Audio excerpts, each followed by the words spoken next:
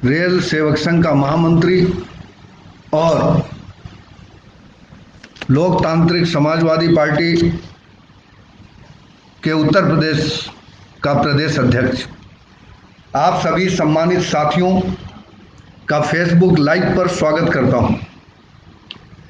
आज का मुद्दा है भारतीय सेना द्वारा जनता के धन की जारी लूट, सरकार के निजीकरण की नीति, सार्वजनिक प्रतिष्ठानों को बेचने की प्रक्रिया और अघोषित छटनी। साथियों, बड़े दुख की बात है कि भारतवर्ष के नागरिक जिस सेना को और सेना के जवानों को तन मन धन से अपना सब कुछ समर्पित करने की भावना रखते हैं,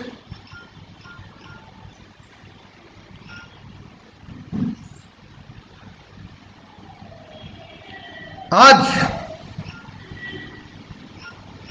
उसी भारतीय सेना के छावनी परिषद के अधिकारी जो सड़कें शहरों में, लखनऊ में, कानपुर में या अन्य स्थानों पर जहां जहां सेना की सड़कें हैं, चाहे वो 300 मीटर बीच में पड़ता हो या 2 किलोमीटर पड़ता हो, सेना के छावनी परिषद के अधिकारियों ने टेंडर देके, ठेका उठा के जनता के धन को प्रवेश शुल्क का टैक्स लगा के, टोल टैक्स लगा के लूटने का काम प्रारंभ कर दिया है। और यह सब साथियों इसलिए हो रहा है कि सेना का भी निजीकरण हो रहा है। 70%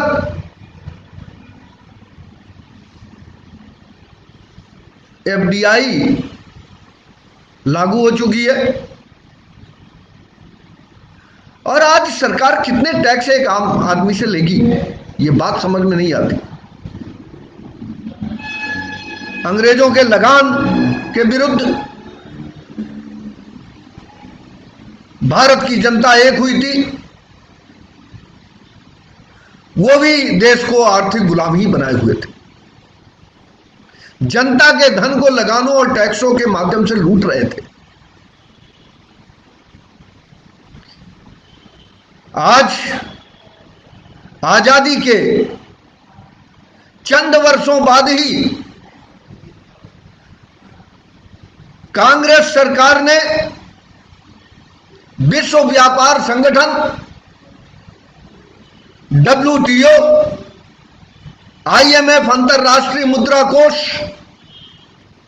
गेट समझौता, Bill Gates and Melinda Gates के साथ जो समझौते 1992 में किए थे, जिनके इंफ्रास्ट्रक्चर को भारतवर्ष में मजबूत करने के लिए, अधोसंरचना को मजबूत करने के लिए उनकी WTO और IMF की नीतियों को 40% जहां 1992 से 2014 तक कांग्रेस सरकार और अन्य सरकारों ने लागू किया, मात्र 6 वर्ष में स्वदेशी आंदोलन करने वाली भारतीय जनता पार्टी और उसके सहयोगी राष्ट्रीय स्वयंसेवक संघ दोनों विश्व व्यापार संगठन और अंतरराष्ट्रीय मुद्रा कोष के चंगुल में फंसे और मात्र 6 वर्षों में 100% एफडीआई लागू किया देश में। और तो और मोदी सरकार जनता के धन से बनी सार्वजनिक प्रतिष्ठानों को बेचना शुरू कर दिया, लोगों को बेरोजगार बनाना शुरू कर दिया। आज सरकारी संस्थाओं से, सरकारी सार्वजनिक प्रतिष्ठानों से 55 वर्ष और 30 वर्ष की सेवा पूर्ण होने पर आपकी सेवा लोकहित में नहीं है, बिना जांच के आरोप लगाते हुए, इतना जघन्य अपराध का आरोप लगाते हुए कर्मचारियों को निकालना शुरू कर दिया और तमाम टैक्स सरकार लगा के जनता के धन को लूट रही है। और इस लूट में आए दिन एक नए प्रकार का टैक्स लगा के जनता को प्रताड़ित करने का काम किया जा रहा है। आज मोदी सरकार भारत के नागरिकों को, जो परोक्ष रूप से तो कर्जदार थे ही, जितना कर्ज भारत सरकार ने अंतर्राष्ट्रीय मुद्रा कोष और विश्व व्यापार संगठन, विश्व बैंक से लिया, उनके परोक्ष रूप से कर्जदार 125 करोड़ देश के सम्मानित नागरिक तो थे ही। अब रोजगार के नाम पे सीधे सीधे गरीब और पटरी के दुकानदारों को, ठेला लगाने वाले तक को ये कर्ज दे दे के उनको भी कर्जखोर बनाने का काम कर रहे हैं। और एक तरह से मोदी सरकार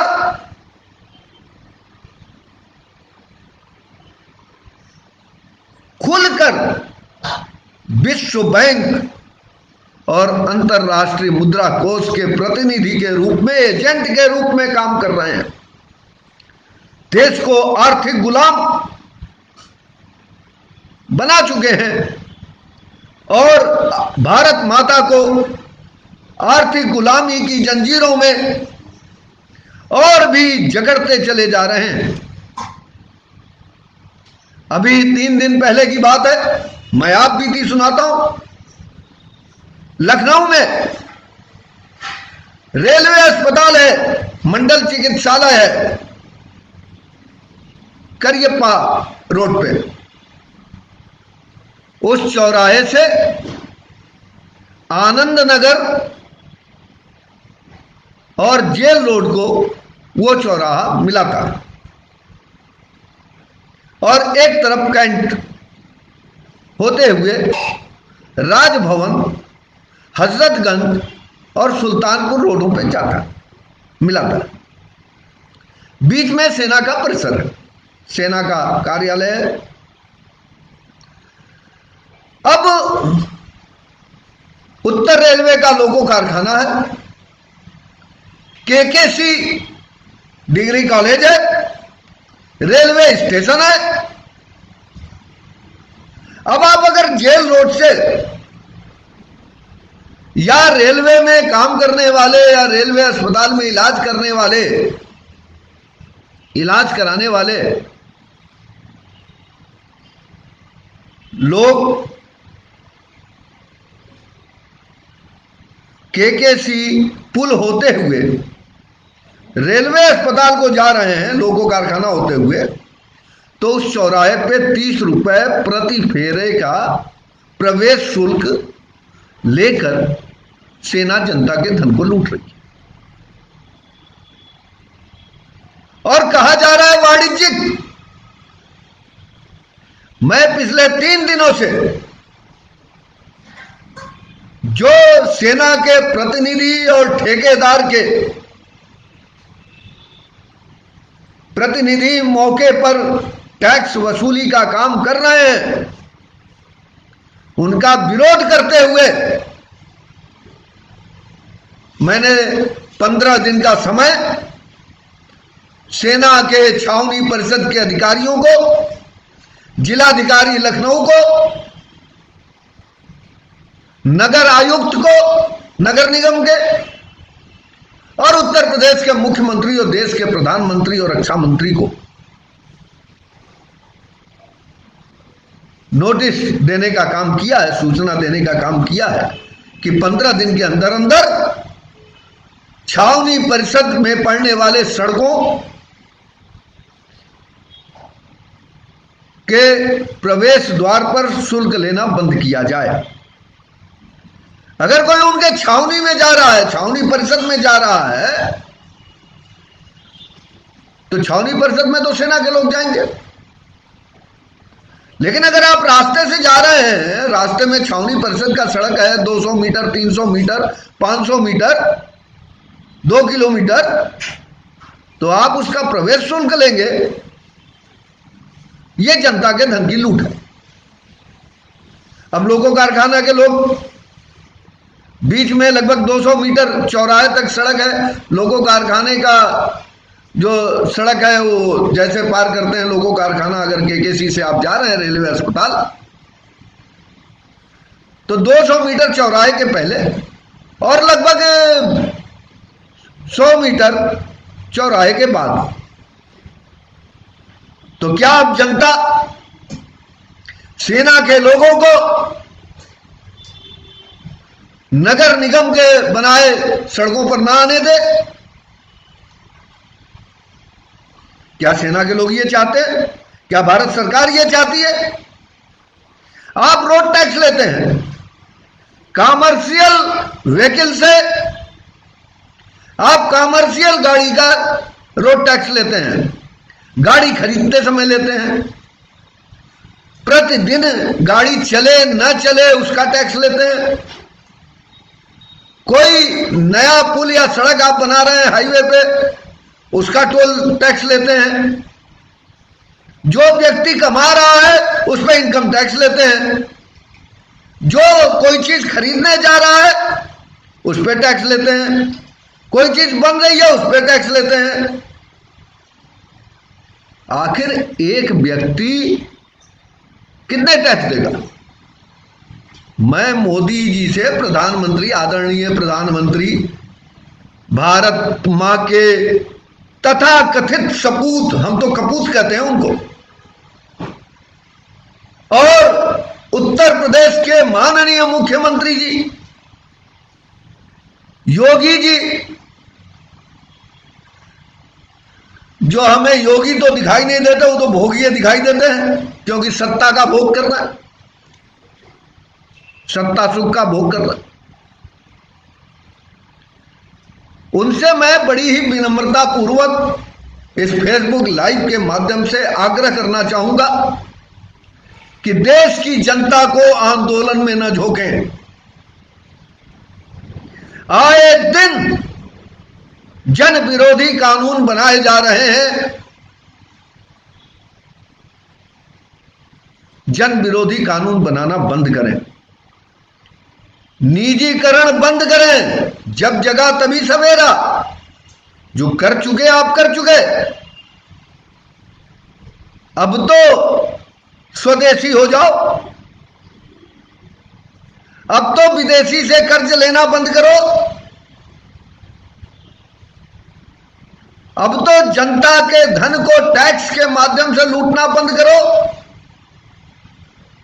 55 वर्ष और 30 वर्ष की सेवा पे लोकहित में आपकी सेवा नहीं है, बिना जांच के, बिना उसको उस संबंधित कर्मचारी को अपना पक्ष प्रस्तुत किए बिना तानाशाही तरीके से नैसर्गिक न्याय के विरुद्ध अघोषित छटनी करना तो बंद करो। देश के लोगों को आर्टिफिशियल इंटेलिजेंस और रोबोट लाके युवाओं के रोजगार को समाप्त करना बंद करो, बेरोजगारी फैलाना बंद करो। आज अराजकता की यह हालत है प्रदेश और देश में कि खुलेआम पुलिस अधिकारियों के सामने अराजक तत्व, कहीं कहीं विधायक भी हैं, अराजकता फैलाने वाले, अराजक तत्वों में शामिल, खुलेआम दौड़ा के गोली मारते हैं। इसी लखनऊ में मारा गया। आज माताएं और बहनें और हमारी बेटियां सुरक्षित नहीं है। आए दिन उनके साथ बलात्कार हो रहा है, 5-5 टुकड़े में काटा जा रहा है। आज अराजकता का आलम शासन से लेके न्यायपालिका तक पहुंच चुका है। तो मैं इस फेसबुक लाइव के माध्यम से माननीय मोदी जी, जो देश के वर्तमान प्रधानमंत्री हैं, उनसे कहना चाहूंगा कि लोगों ने भारतीय जनता पार्टी को चुना था स्वदेशी के लिए। कांग्रेस के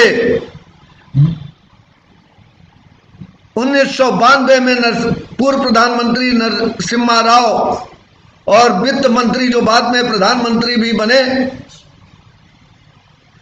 सरदार मनमोहन सिंह जी द्वारा विश्व बैंक की और अंतर्राष्ट्रीय मुद्रा कोष के साथ हुए समझौते के मुताबिक उन्हीं की अधोसंरचना को मजबूत करने का और मजबूत करने का और मजबूत करने का काम बंद करो। भारतीय जनता पार्टी को भारतीय जनता पार्टी रहने दो। भारतीय जनता पार्टी का कांग्रेसीकरण जो आप कर चुके हो उसको बंद करो। और राष्ट्रीय स्वयंसेवक संघ के लोगों से मैं कहना चाहूंगा, मैं चूंकि खुद राष्ट्रीय स्वयंसेवक संघ का एक सक्रिय कार्यकर्ता रहा हूं। हमने जब रेलवे में यूनियन बनाई तो उसका नाम भी आरएसएस रखा था शॉर्ट में, जिसका नाम रेल सेवक संघ है।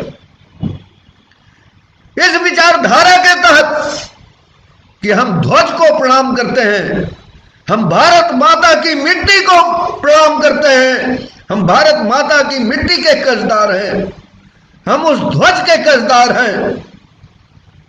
हम किसी व्यक्ति और आर्थिक गुलामी की जंजीरों में जकड़ने वाले मोदी सरकार और योगी सरकार के गुलाम नहीं हैं। हम कांग्रेस के गुलाम नहीं हैं। हम चुनावी बॉन्ड पे चलने वाले Bharatiya Janata party, Congress party, Samajwadi party,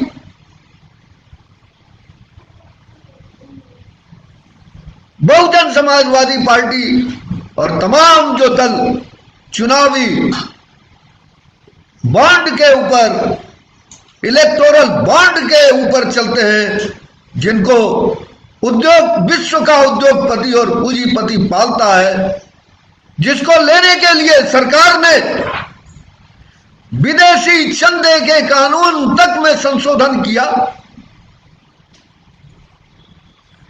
ये देश में आर्थिक गुलामी फैलाने वालों की से मैं कहना चाहूंगा कि आज तक जो किए, इस धरती का आप अन्न खाते हो, उस अन्न से आपके शरीर की कोशिकाएं बनती हैं, आपके शरीर में रक्त दौड़ता है।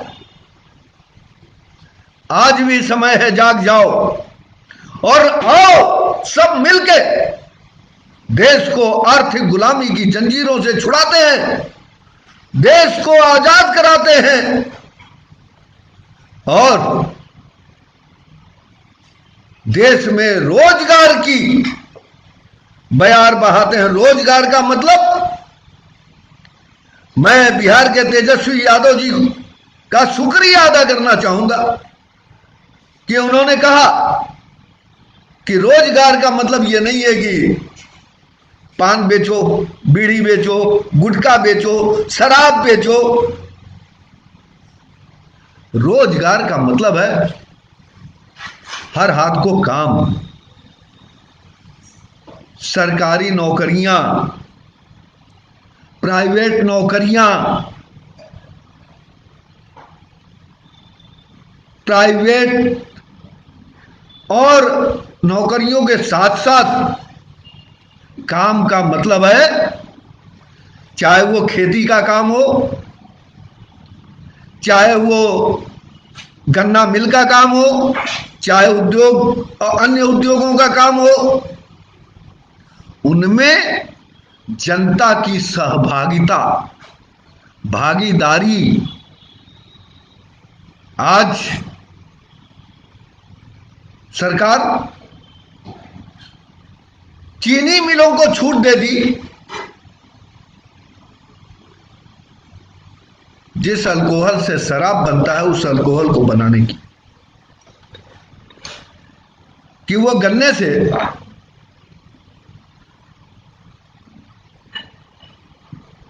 अल्कोहल बनाए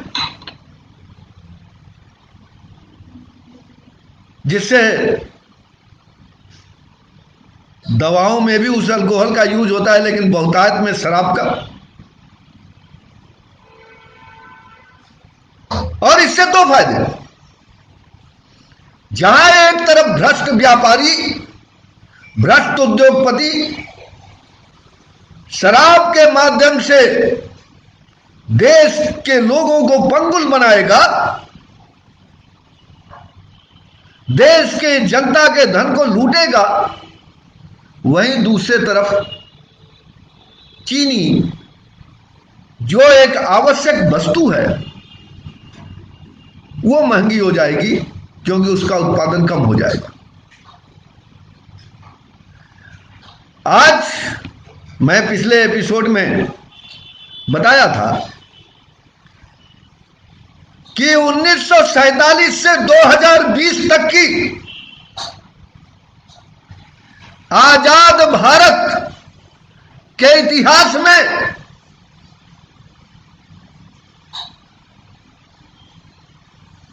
जिस दिन कृषि कानून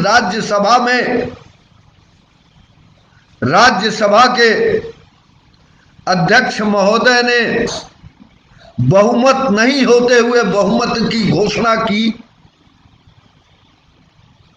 और कृषि कानून देश की जनता पे लाद दिया गया, वो इस इतिहास का काला दिन, सबसे बड़ा काला दिन के रूप में इतिहास में लिख गया। तो आज हमने फेसबुक पे एक ग्रुप भी बनाया है किसान और मजदूरों का। आज भारतीय रेल, जिससे गरीब से गरीब आदमी एक स्थान से दूसरे स्थान पर पहुंच जाता था, उसको भी बेचने का काम, स्पेशल लगा के 30% किराया बढ़ाने का काम, जनरल डिब्बे में भी रिजर्वेशन करने का काम करके जनता के धन को लूटने का काम शुरू कर दिया गया है। कितने में गिनाऊं, पग पग पे सरकार जनता के धन को टैक्स के माध्यम से लूटने का काम शुरू कर दिया है। और सम्मानित साथियों से मैं आग्रह करना चाहूंगा कि आप इसके प्रति सचेत हो जाइए, जगह जगह इन टैक्सों का विरोध करिए, अकेले करिए, सामूहिक रूप से करिए। मैं लोकतांत्रिक समाजवादी पार्टी का उत्तर प्रदेश का प्रदेश अध्यक्ष होने के नाते मैं आपको विश्वास दिलाता हूं कि टैक्स के माध्यम से हो रही जनता के धन के लूट के विरोध में, निजीकरण के विरोध में, सार्वजनिक प्रतिष्ठानों को बेचने के विरोध में, सरकार द्वारा की जा रही है घोषित छटनी के विरोध में, और आर्टिफिशियल इंटेलिजेंस और मशीनी मानव रोबोट देश में लाके इंसान को इंसान के स्थान पर मशीनों को स्थापित करने के विरोध में जो आंदोलन जो भी पार्टी या व्यक्ति विशेष चलाएगा, उसके साथ लोकतांत्रिक समाजवादी पार्टी कंधे से कंधा मिला के, रेल सेवक संघ कंधे से कंधा मिला के, उत्तर प्रदेश में ही नहीं, मैं लोकतांत्रिक समाजवादी पार्टी और रेल सेवक संघ के प्रतिनिधि के रूप में आपको विश्वास दिलाता हूं, राष्ट्रीय संरक्षक रघु ठाकुर के प्रतिनिधि के रूप में आपको विश्वास दिलाता हूं कि हर आंदोलन में लोकतांत्रिक समाजवादी पार्टी और रेल सेवक संघ देश की जनता के साथ है। राजनीति से ऊपर उठ के हर राजनीतिक पार्टी के साथ है। और इसके साथ ही तकनीकी दिक्कत और डिजिटल इंडिया में नेट की बाधा के, इंटरनेट की बाधा के कारण आज फिर 5 मिनट की देरी हुई। इसके लिए क्षमा चाहते हुए आप सभी का आभार व्यक्त करता हूं, साधुवाद देता हूं और फिर आपसे अंत में एक निवेदन करके कि गलत अधिकारों का विरोध करने की जिनमें आदत है वो हमसे जुड़े और ये विश्वास कि वो अवश्य जुड़ेंगे। आपको साधुवाद देते हुए इस लाइव टेलीकास्ट को समाप्त करता हूं और फिर हम लोग अगली कड़ी में अगले रविवार को 8 नवंबर को फिर मुखातिब होंगे। निजीकरण, जनता के धन की लूट के साथ साथ जन विरोधी नीतियों के विरोध में और जो भी नई बात आएगी उसको लेके हम फिर इस चर्चा में प्रतिभागी बनेंगे, सहभागी बनेंगे और आप भी सहभागिता करेंगे। इस विश्वास के साथ इस लाइव टेलीकास्ट को समाप्त करते हैं। जय हिंद।